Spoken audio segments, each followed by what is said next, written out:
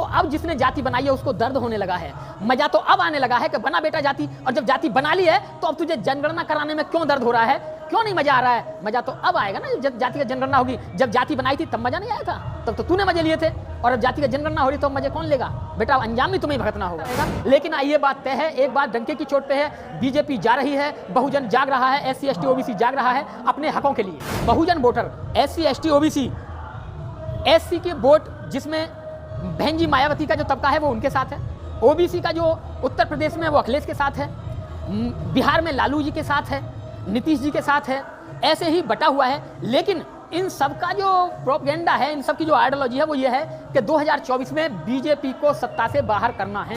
मंदिर से हमारा कोई लेना देना नहीं है, बने तो अच्छा, ना बने तो अच्छा, बन जाएगा तो हम नहीं जाएंगे, नहीं बना तो हम नहीं जा रहे। तो 15% 90% खा रहा है। लेकिन जब OBC अपनी प्रतिनिधित्व के लिए आंदोलन करेगा, मांगेगा, तो बेचारा 15% कहाँ जाएगा। सोचने का समय है। मैं तो घबराता हूँ कि बेचारा कैसे करेगा, क्या करेगा, बेचारा आत्महत्या ना कर ले, रोए ना। बाबा साहब ने भी कहा था और काशीराम जी कह गए थे कि आने वाला वक्त हमारा है, क्योंकि इस देश में जब जब लोग जागेंगे, जब जब जातिगत गणना होगी, जब जब लोगों को पता चलेगा हम तादाद में इतने हैं और सरकार में नहीं हैं, शासन प्रशासन में नहीं है, तो वो जागेंगे, वो आंदोलन करेंगे, सड़कों पर उतरेंगे, अपनी हिस्सेदारी मांगेंगे। तो वही दिन आया है जब सांपनाथ को, नागनाथ को इस बात की पता चली कि जाति जनगणना सामने आ गई है और ये लोग हक मांगेंगे तो हमारी सत्ता जा सकती है। इसलिए सत्ता जाने से पहले ही क्यों ना कोई दाव चला जाए और ये कहा जाए कि हम तो यही चाहते थे और इस बात का हम समर्थन करते हैं, और अगर हम प्रधानमंत्री बने या हम सत्ता में आए तो हम ये पहले कराएंगे, हम जातिगत जनगणना कराएंगे, उनको पूरा प्रतिनिधित्व देंगे।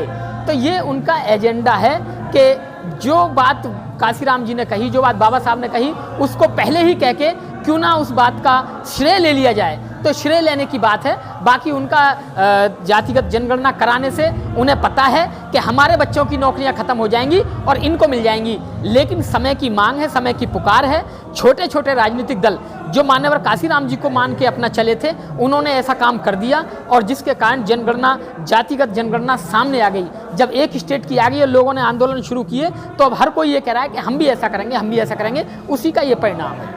क्या लगता है बीजेपी दबाव में आएगी? जो शोर हो रहा है जाति जनगणना, दबाव में आएगी नहीं, दबाव में आ चुकी है, दबाव में आ चुकी है। आप ग्वालियर का गुर्जर आंदोलन देख लीजिए। गुर्जर आंदोलन ने, पूरे देश के गुर्जरों ने इकट्ठा होकर ये कहा है कि हम बीजेपी को हराने का काम करेंगे। पार्टी कौन जीतेगी हमें नहीं पता, लेकिन पार्टी हारेगी ये पता है और इसी के लिए हम काम करेंगे। तो गुर्जर लोग, जितनी उनकी तादाद मध्य प्रदेश में, राजस्थान में, उत्तर प्रदेश में बहुत ज़्यादा है, वो बीजेपी को हराने के लिए कार्य कर रहे हैं। उन लोगों पे मुकदमा ठोक के सरकार ने उनको जेल में डाल रखा है। तो ऐसे ऐसे कार्य हो रहे हैं, तो वो लोग जागरूक हो रहे हैं OBC के और अपना हक मांग रहे हैं। बहुत सारे लोग कह रहे हैं कि हम समाज को जोड़ रहे थे, लोग जाति जाति करके समाज तोड़ रहे हैं। देखिए, जब किसी ने जाति बनाई तो उसे बड़ा अच्छा लग रहा था, मजा आ रहा था। अब वही जाति के लोग जब अपनी जाति को लेकर इकट्ठा हुए और आंदोलन करने लगे और दूसरी जाति से समर्थन मांग के इकट्ठा होने लगे, तो अब जिसने जाति बनाई है उसको दर्द होने लगा है। मजा तो अब आने लगा है कि बना बेटा जाति, और जब जाति बना ली है तो अब तुझे जनगणना कराने में क्यों दर्द हो रहा है, क्यों नहीं मजा आ रहा है। मजा तो अब आएगा ना जब जाति का जनगणना होगी। जब जाति बनाई थी तब मजा नहीं आया था, तब तो तूने मजे लिए थे, और अब जाति का जनगणना हो रही तो मजे कौन लेगा बेटा, अंजाम भी तुम्हें भुगतना होगा। तो ये अंजाम है। कितना दम है कि समाज टूटेगा इससे? देखिए, टूटेगा नहीं, समाज टूट गया। भारत देश जातियों का देश है। इस देश में जातियों को मिटाने की आप पुरजोर कोशिश करिए, लेकिन उसका जो काम है वो सिर्फ 2%, 4%, 10% दिखाई देगा और काम 100% होगा। क्योंकि जाति का बीज जिसने भी बनाई उसने दिमाग में इतना भर दिया, कूट कूट के भर दिया, जो निकालना बहुत मुश्किल है। असंभव नहीं है, मुश्किल है, लेकिन धीरे धीरे खत्म होगा, टूटेगा। लेकिन सबसे बड़ी बात है कि जिस वक्त बनी थी मजा आ रहा था, और आज जब गिनती हो रही है और हक मानने की बात आ रही है तो दर्द हो रहा है। मोहन भागवत जी 200 साल आरक्षण देने की बात कहते हैं कि अभी आगे 200 साल और आरक्षण दे सकते हैं हम लोग, और राहुल गांधी OBC की बात कर रहे हैं, तो दिक्कत क्या है? देखिए, कुछ बातें ऐसी होती हैं जिनको आप सही से नहीं कह पाते हैं। कि मोहन भागवत कह रहे हैं कि आरक्षण देने की बात कर रहे हैं। मोहन भागवत कौन है? प्रधानमंत्री है, कानून मंत्री है, श्रम मंत्री है। कौन सा मंत्री है भागवत? एक संगठन का अध्यक्ष है, वो संगठन चलाते हैं व्यक्ति। हम उनका ये नहीं कह रहे क्या है, उन्हें देने के पास, उनके पास देने के लिए है क्या देश के लिए? कुछ नहीं है, तो फिर वो क्या देंगे आरक्षण? क्या औकात है उनकी? कैसे देंगे? आप भी बताइए ना, कैसे देंगे? उनके पास कुछ नहीं है। तो आपको बहुजन किसके साथ है, दलित वोटर किसके साथ? देखिए 2024 में Bahujan voter SC ST OBC, SC के वोट जिसमें बहन जी मायावती का जो तबका है वो उनके साथ है, OBC का जो उत्तर प्रदेश में वो अखिलेश के साथ है, बिहार में लालू जी के साथ है, नीतीश जी के साथ है, ऐसे ही बटा हुआ है। लेकिन इन सब का जो प्रोपेगेंडा है, इन सब की जो आइडियोलॉजी है वो ये है कि 2024 में बीजेपी को सत्ता से बाहर करना है। कैसे बाहर होगी सर जी? वो जब यहाँ पे चुनाव है, आम आदमी लड़ रहा है, BSP अलग लड़ रही है और लोकल पार्टियाँ लड़ रही है, तो फिर कैसे एक साथ होगी? चुनाव में जब वोट डाली जाएंगी इसका परिणाम आपको तब देखने को मिलेगा। अभी क्या हो रहा है आप इस पर चर्चा नहीं कर सकते, समय परिवर्तनशील है। अभी तो चुनाव की डेट भी घोषणा नहीं हुई है, डेट तिथि तय नहीं हुई है, और अभी से ऐसा कहा जाए कि कौन किसके साथ जा रहा है, कौन क्या कर रहा है। अभी तो सीटों के ऊपर लड़ाई होगी, टूटेंगे बिखरेंगे, किसको ज़्यादा दी जाए, क्या है ये होगा। तो अभी इसका कोई वो नहीं बनता है कि अभी से कोई घोषणा की जाए कि किसका तरफ है। लेकिन लोगों ने मूड बना लिया है कि बीजेपी को सत्ता से बाहर करना है। लेकिन 2024 से पहले राम मंदिर का उद्घाटन है और उसके पहले ये जाति जनगणना वाला जो शोर है, डिफेंड कर पाएगा? देखिए जातिगत जनगणना पे आप मुझसे कह सकते हैं, मैं बोल सकता हूँ, मंदिर से हमारा कोई लेना देना नहीं है। बने तो अच्छा, ना बने तो अच्छा।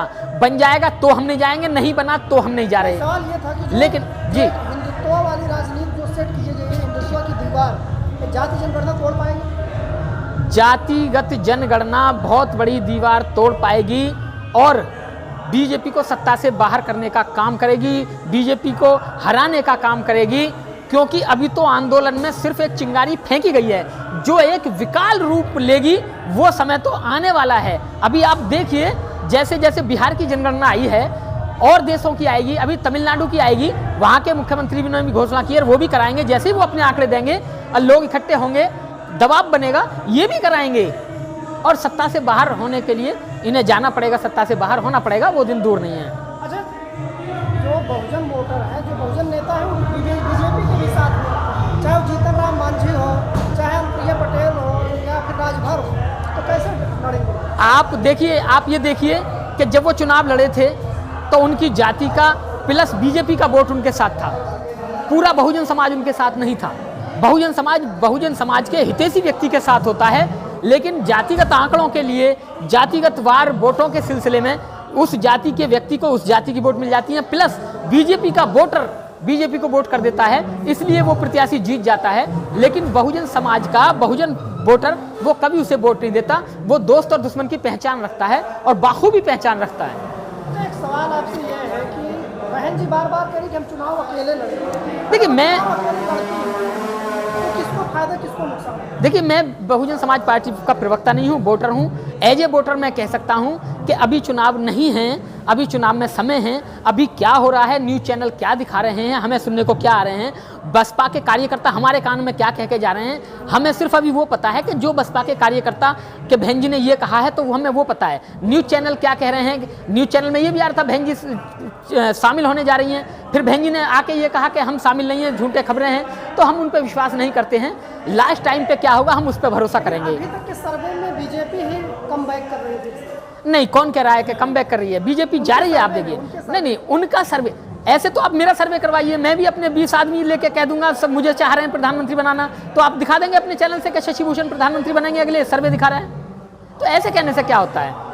बात राजनीति की है, बात वोट जब खुलने से पहले माहौल क्या बनता है उसकी है। अभी चुनावी डेट फिक्स नहीं हुई है, अभी तो आंकड़े हैं जो सिलसिलेवार चल रहे हैं, चलते रहेंगे। लोग मीडिया चैनल जो मीडिया है, डिजिटल मीडिया है, वो गलत सलत दिखाता रहेगा लोग, और पार्टियों के अध्यक्ष आके उन बातों को खारिज करेंगे, अपनी बात कहेंगे, तो सिलसिला चलता रहेगा। लेकिन ये बात तय है, एक बात डंके की चोट पे है, बीजेपी जा रही है, बहुजन जाग रहा है, SC ST OBC जाग रहा है अपने हकों के लिए। बहुजनों को क्या कहेंगे आप? बहुजनों को यही कहना चाहूंगा कि अपनी शक्ति को पहचाने। आपका जो रिजर्वेशन है, आपका जो प्रतिनिधित्व है OBC वर्ग का, वो विशेष एक वर्ग खा रहा है, और जैसे ही आंकड़े आएंगे तो उसका कट जाएगा रिजर्वेशन, क्योंकि ओबीसी के लोग जब सड़कों पे आएंगे और कहेंगे कि जितनी हमारी जनसंख्या है उसी के आधार पे हमें प्रतिनिधित्व चाहिए, उतना आरक्षण हमें चाहिए, तो 15% बेचारा, अब ये देखिए कि कितने में सिमटेगा वो। अभी तो 15% 90% खा रहा है, लेकिन जब ओबीसी अपनी प्रतिनिधित्व के लिए आंदोलन करेगा, मांगेगा, तो बेचारा 15% कहाँ जाएगा। सोचने का समय है। मैं तो घबराता हूँ कि बेचारा कैसे करेगा, क्या करेगा, बेचारा आत्महत्या ना कर ले, रोए ना। इसलिए कोशिश करें कि वो अभी से आदत डालने अपने की कि उन्हें सत्ता से बाहर जाना होगा और ये सारी सीटें उन्हें छोड़नी होंगी, ओबीसी को उसका हक देना होगा।